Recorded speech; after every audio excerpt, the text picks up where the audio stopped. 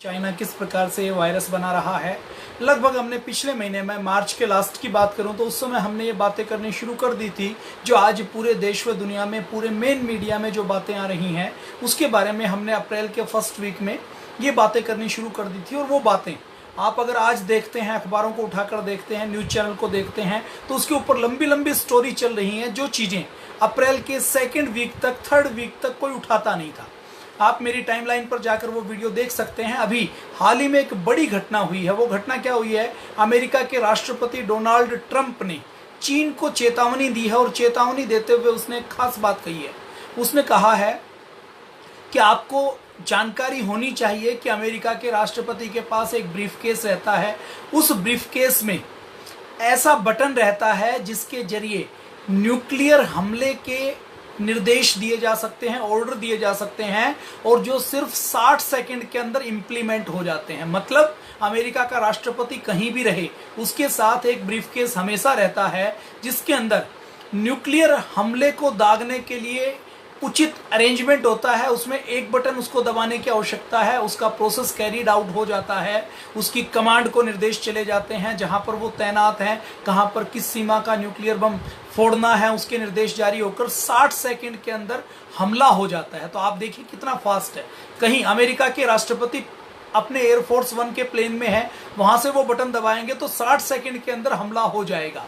ऐसी व्यवस्था अमेरिका ने की हुई है। तो ये कहने की जरूरत, आपने देखा होगा कि जापान के ऊपर हमला हुआ 1945 में, नागासाकी और हिरोशिमा के ऊपर बम डाला गया। उसके बाद कहीं भी पूरी दुनिया में ऐसी कोई नौबत नहीं आई कि बम डालने की जरूरत पड़े, बम फोड़ने की जरूरत पड़े या धमकी देने की जरूरत पड़े। तो अमेरिका के राष्ट्रपति डोनाल्ड ट्रंप ने सीधे सीधे चीन को यह चेतावनी दी है। और भी कुछ महत्वपूर्ण घटनाक्रम हुए हैं, उनकी हम बातचीत करेंगे। उनके बारे में बातचीत करते हुए हम जानेंगे कि चाइना ने कैसे ये षड्यंत्र किया है।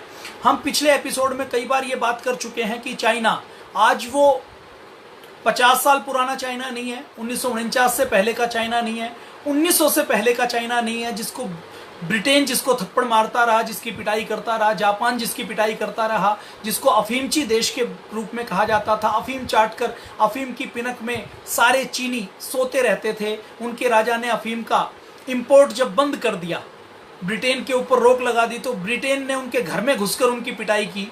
और कैसी पिटाई की? थोड़े से जहाज लेकर गए, 2,500-3 हजार सैनिक लेकर गए और पूरी चाइना के ऊपर कब्जा कर लिया। चाइना ने जब हाँ कर दी कि मैं अफीम मंगवाऊंगा और अपने देश के लोगों को अफीम खिलाऊंगा, चाइना के सम्राट ने, उस समय साम्राज्य होता था, तो उन्होंने ब्रिटेन को पूरा अपना हांगकांग दे दिया, चाइना का कई इलाके दे दिए कि आप यहाँ पर रहो, परमानेंट रहो, आपको कोई आगे रोकेगा नहीं, कोई टोकेगा नहीं। उसके बाद जापानी चाइना की पिटाई करते रहे। कितनी भयंकर पिटाई करते रहे आप अंदाजा नहीं लगा सकते। छोटा सा जापान चाइना की पिटाई करता रहा। उसके बाद 1949 तक चाइना के अंदर लोगों के पास खाने के लिए कुछ नहीं होता था। अनाज के नाम पर जब अनाज नहीं मिलता था, फल सब्जियों की तो बात छोड़ दीजिए, तो उस समय जो सामने आता था उसको वो खा लेते थे। 1978 से पहले भी भारत और चाइना की बात करें तो भारत की आमदनी यदि 1,000 रुपये थी तो चाइना की आमदनी केवल 600 रुपये थी। 60%, 40% कम आमदनी चाइना की भारत से होती थी। अफ्रीका के देशों से भी गरीब चाइना होता था। आज वो पूरी दुनिया को आंख दिखाने की स्थिति में आ चुका है। आज अमेरिका की स्थिति क्या है? अमेरिका के अंदर 12 लाख से अधिक लोगों को संक्रमण हो चुका है, इन्फेक्शन हो चुका है। अमेरिका के अंदर एक हॉस्पिटल है, जॉन हॉपकिंस यूनिवर्सिटी। ये एक यूनिवर्सिटी है, रिसर्च के काफ़ी काम करती है। काफ़ी साल पहले इसने कहा था कि प्राणायाम, ऑक्सीजन के इन्वायरमेंट में कैंसर की कोशिकाएं जीवित नहीं रह सकती। कैंसर के रिसर्च के ऊपर जॉन हॉपकिंस हॉस्पिटल के वैज्ञानिक और एक और वैज्ञानिक, जर्मनी के वैज्ञानिक को अभी पिछले साल जो नोबेल पुरस्कार मिले गए, उसमें उनको चिकित्सा का नोबेल पुरस्कार उनको मिला था कि हमारी बॉडी के सेल के अंदर ऑक्सीजन का मेटाबॉलिज्म कैसे काम करता है, उसके ऊपर उनको नोबेल पुरस्कार मिला था। चलिए उसकी बात नहीं करते। तो जॉन हॉपकिंस विश्वविद्यालय ने ये कहा है कि ये रिपोर्ट जारी की है कि 72,000 अमेरिकी तो इससे मर चुके हैं और 12 लाख से अधिक संक्रमित अभी हो चुके हैं, और अंदेशा यह है कि लाखों अमेरिकी इससे मर सकते हैं। अब दूसरी तरफ ट्रंप क्या कह रहे हैं कि ट्रंप लगातार लॉकडाउन खोलने की बात करते हैं, अर्थव्यवस्था को पटरी पर लाना है क्योंकि इलेक्शन होने वाले हैं।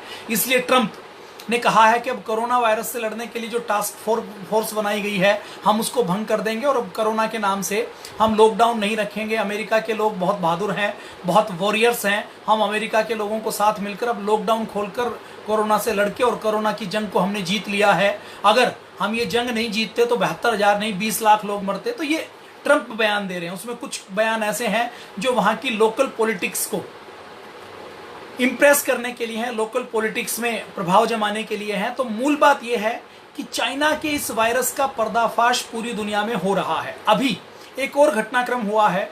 अमेरिका, ब्रिटेन, कनाडा, ऑस्ट्रेलिया और न्यूजीलैंड 5 देशों के सीक्रेट सर्विस ने, वहां की खुफिया एजेंसियों ने वहां के सरकार के सहयोग से एक डॉक्यूमेंट तैयार किया, एक डोजियर तैयार किया। जैसे आप चिट्ठी भेजते हैं ना, तो ऐसे ही जब कई देश मिलकर आपस में आदान प्रदान करते हैं तो उसको डोजियर कहा जाता है। अब ये डोजियर क्या होता है? डोजियर ऐसा एक दस्तावेज होता है जिसके अंदर किसी भी चीज की डिटेल रिसर्च होती है और उस डिटेल रिसर्च में उस रिसर्च के साथ साथ उसके फैक्ट्स होते हैं, उसके एविडेंस होते हैं, उसके प्रमाण होते हैं। तो 5 देशों की संस्था ने डोजियर तैयार किया। उस डोजियर में उन्होंने सीधे सीधे कहा है कि चीन ने इस वायरस की वैक्सीन बनने में अड़ंगा लगाया है, इस वायरस को फैलाया है और चीन इस वायरस को फैलाने में पूरी तरह से जिम्मेदार है। इस डोजियर में उन्होंने क्या क्या कहा है?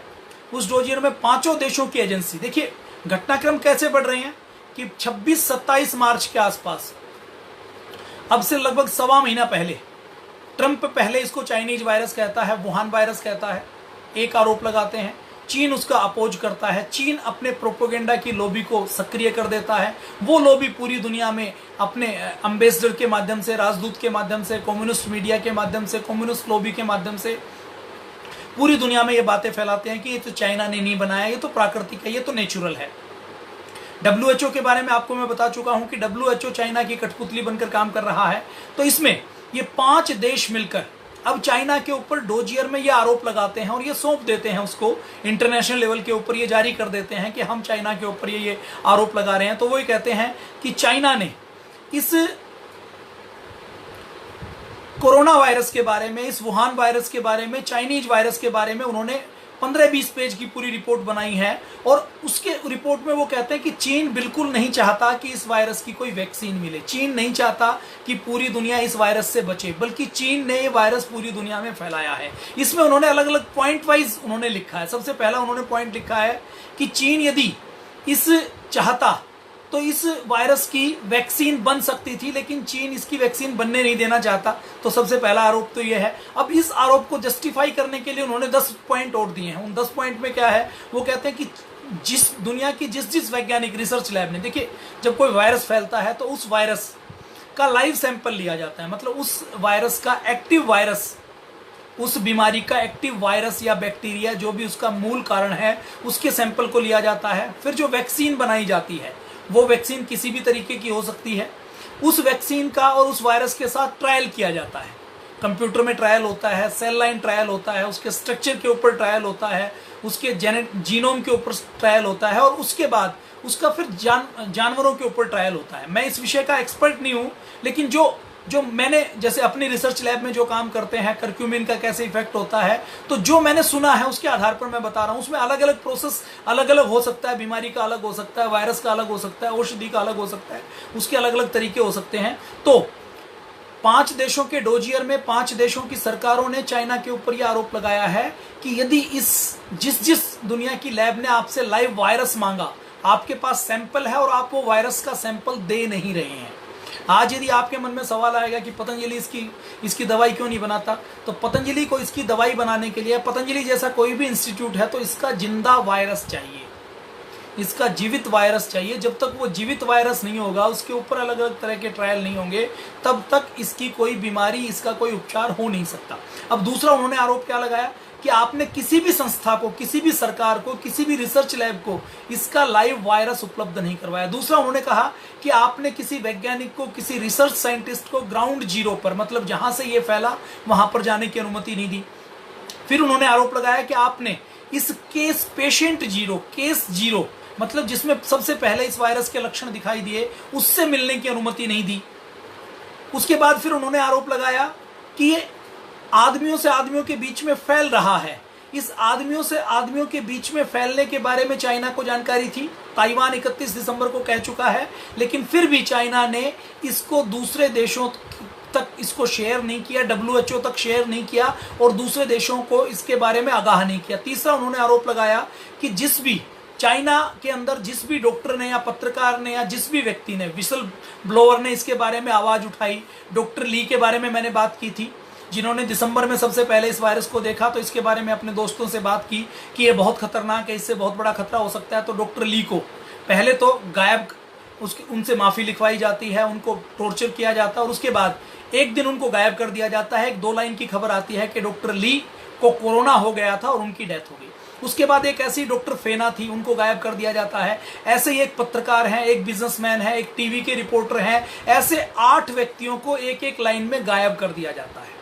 तो ये डोजियर में ये भी आरोप लगाते हैं कि ऐसे डॉक्टर और पत्रकार जिन्होंने कोरोना वायरस के खतरे के बारे में बताया, उनको आपने अचानक अप्रत्याशित रूप से गायब कर दिया। फिर तीसरा आरोप वो लगाते हैं कि वुहान की लैब में चमगादड़ों के ऊपर शोध चल रहा था, रिसर्च चल रही थी, लेकिन इस लैब के अंदर, लैब के जो फोटोग्राफ्स आए हैं उसमें लैब के अंदर वायरस के सैंपल जहां पर रखते हैं, उस रेफ्रिजरेटर की, उस मशीनरी की सील उखड़ी हुई है, उसका थर्मोकोल, उसकी हीटिंग इंसुलेशन उखड़ी हुई है। उसके अंदर जो लोग काम कर रहे हैं, सैंपल के ऊपर जो काम कर रहे हैं, वायरस के ऊपर काम कर रहे हैं, उन्होंने मास्क नहीं लगाया हुआ, उन्होंने पर्सनल प्रोटेक्टिव इक्विपमेंट नहीं पहने हुए, वहां पर सेफ्टी के मेजर्स ठीक से नहीं है। उस लैब के ऊपर उन्होंने आरोप लगाया है कि चमगादड़ के ऊपर आप लैब के ऊपर ट्रायल कर रहे थे, लेकिन आपने कोई भी वहां पर सुरक्षा के साधनों की जिम्मेदारी नहीं रखी।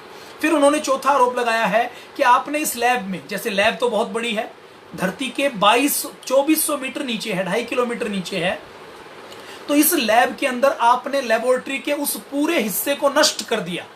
अब उनके पास ऑफिशियल जानकारी नहीं है क्योंकि चाइना दे नहीं रहा, लेकिन हर देश के जासूस के पास अपने तंत्र हैं, अपना नेटवर्क है, तो उससे वो बता रहे हैं कि आपने उस लैब के अंदर उस हिस्से को ही नष्ट कर दिया जहां पर आपने इस प्रकार के प्रयोग किए थे, ताकि कोई दूसरे देश की एजेंसी आकर चेक करना चाहे तो उसको कुछ भी ना मिले। और इसमें जितने लोग काम करते थे इस प्रोजेक्ट के ऊपर, आपने उन सबको गायब कर दिया है। चीन दुनिया में सैंपल नहीं देता, और चीन ने दूसरा क्या किया, वो आरोप लगाते हैं, 7वां 8वां आरोप लगाते हैं। वो कहते हैं कि अपने देश में तो चाइना को जैसे ही पता लगा, उसने ट्रैवल बैन सख्ती से लागू कर दिया। वुहान से बीजिंग, वुहान से शंघाई, वुहान से दूसरे अपने 34 प्रांतों में उसने वुहान को लॉकडाउन कर दिया, अपने चाइना के सारे नागरिकों को लॉकडाउन कर दिया। लेकिन वो 5 देश ये कहते हैं कि आपने 31 दिसंबर को जब इसकी घोषणा की तो आपको वायरस की पूरी जानकारी थी, लेकिन आपने वायरस की पूरी जानकारी शेयर नहीं की। जब आपने अपने वुहान से बीजिंग को, शंघाई को लॉकडाउन कर दिया, और जब दूसरे देशों ने आपसे पूछा कि हम इंटरनेशनल फ्लाइट के ऊपर बैन लगाएं, तो आपने कहा कि हमने तो ऐसे ही इसको लॉकडाउन किया है, इसमें कोई खतरे की बात नहीं है, कोई घबराने वाली बात नहीं है, आप अपनी फ्लाइट जारी रखो। तो इंटरनेशनल लेवल के ऊपर आपने फैलने दिया, लेकिन चाइना में आपने अपने चाइना को कंट्रोल करते हुए फ्लाइट के ऊपर, ट्रेन के ऊपर रोक लगाकर इसके ऊपर कंट्रोल कर लिया। अब 31 दिसंबर के बाद वो कहते हैं कि आपके पास 25,000 मामले आ चुके थे। 25,000 मामले आने के बाद भी 23 जनवरी को जब आपने लॉकडाउन घोषित किया, तो लॉकडाउन के बाद भी 70 से 80 लाख पूरी दुनिया में लोग ट्रैवल करके गए, लेकिन आपने उन लोगों को रोका नहीं और संक्रमण की जानकारी ठीक से नहीं दी। फिर उन्होंने वो सारे आरोप लगाए हैं कि इसकी जानकारी नवंबर से इसके केस आने शुरू हो गए थे। 31 दिसंबर को ताइवान ने भी चिट्ठी लिखी। ताइवान ने साफ साफ कहा कि आदमी से आदमी के बीच में फैलता है, लेकिन आपने WHO ने ताइवान की चिट्ठी को रद्दी की टोकरी में डाल दिया, और चाइना ने केवल यही कहा कि ये सामान्य सा जुकाम है, सामान्य सा फ्लू है, और इससे ज्यादा कोई चिंता की बात नहीं है। WHO शांत बैठा रहा। WHO ने 1 महीने तक कुछ नहीं किया। जब अपनी टीम भेजने की बात आई तो चाइना ने जिन साइंटिस्ट का सिलेक्शन किया, उन्हीं साइंटिस्ट को भेजा गया। WHO के डायरेक्टर जनरल मिस्टर टुड्रोस का चयन करने में, उसका सिलेक्शन करने में सबसे बड़ी भूमिका चाइना ने रही। इस तरीके से कि गांव का जो सबसे गुंडा व्यक्ति है, वो किसी व्यक्ति को अपना रिप्रेजेंटेटिव बनाकर गांव का सरपंच बनवाए, तो उसके बाद सरपंच अपनी अकल का इस्तेमाल नहीं करेगा। वो जो गुंडा व्यक्ति है वो जहां कहेगा वहीं पर वो स्टैंप लगाता चला जाएगा। वो सरपंच अपने दिमाग का सरपंच नहीं होगा, वो केवल स्टैंप के लिए सरपंच होगा। तो ऐसे ही इन्होंने WHO का डायरेक्टर जनरल बनाया मिस्टर टेड्रोस को, जो इथोपिया का रहने वाला है। इथोपिया के आतंकवादी संगठन से जिसका संबंध रहा है उसको बनाया गया, और उसके माध्यम से WHO से उसने चाइना को सेफगार्ड करके पूरी दुनिया में फैलने दिया। WHO ने टीम वो भेजी जो प्रो चाइनीज थी, जिसने चाइना की बनी हुई रिपोर्ट के ऊपर केवल स्टैंप लगाने का काम किया, जो चाइना ने कह दिया उसके ऊपर मोहर लगाने का काम किया। ये सारी बातें उस डोजियर में उन्होंने कहा। उन्होंने कहा कि चाइना ने 72 दिन का समय लिया इसको महामारी घोषित करने में।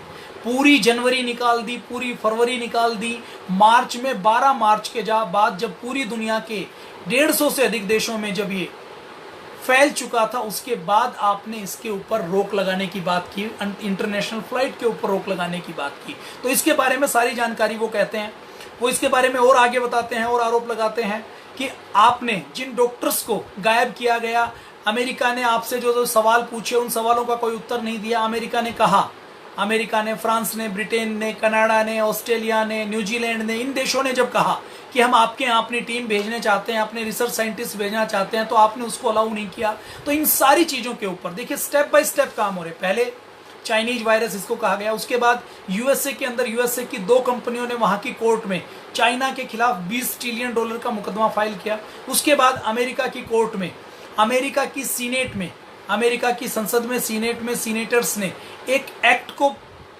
के अंदर अमेंडमेंट पारित किया कि चाइना को इसके लिए कैसे हम आरोपित कर सकते हैं। यूके के अंदर मानवाधिकार आयोग से लेकर दूसरी संस्थाओं ने चाइना के ऊपर आरोप लगाया।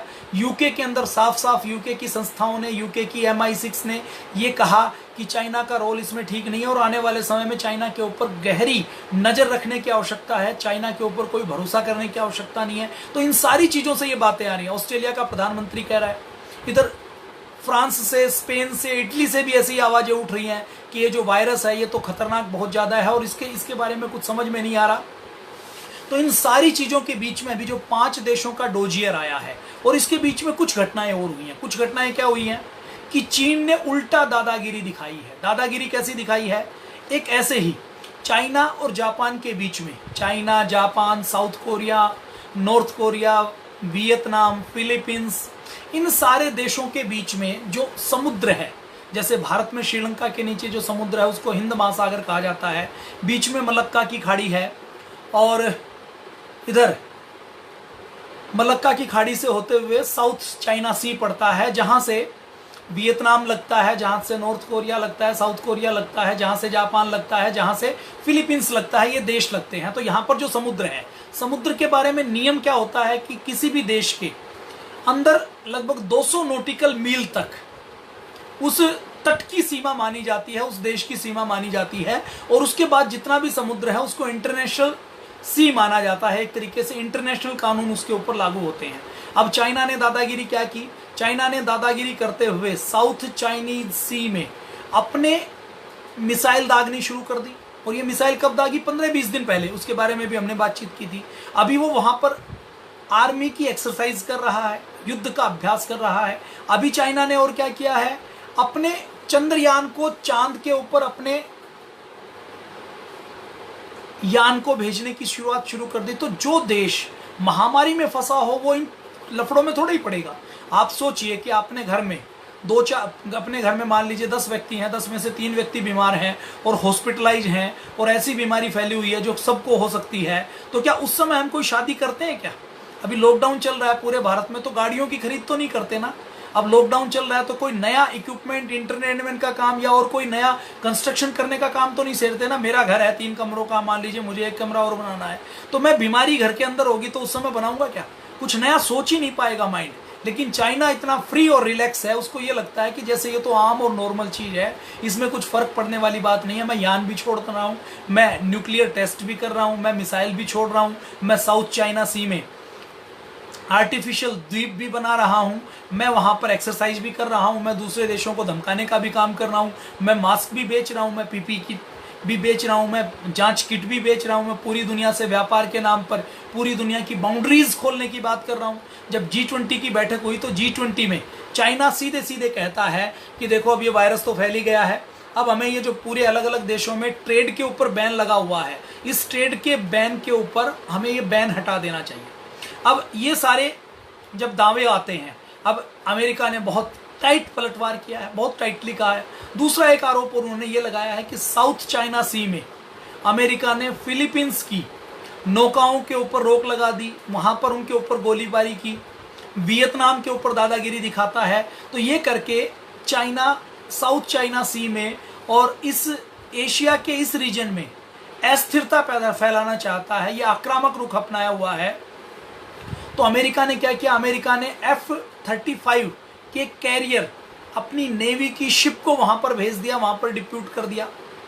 अब जब अमेरिका ने कहा कि आप इतनी एक्सरसाइज क्यों कर रहे हो, तो चाइना ने कहा कि ये समुद्री डाकू होते हैं, तो इन समुद्री डाकुओं से बचाव के लिए हमने अपनी जो PLA है, पीपल्स लिबरेशन आर्मी है, उसको लगाया हुआ है, वो थोड़ी सी अपनी गश्त कर रही है, तो रूटीन प्रोसेस है।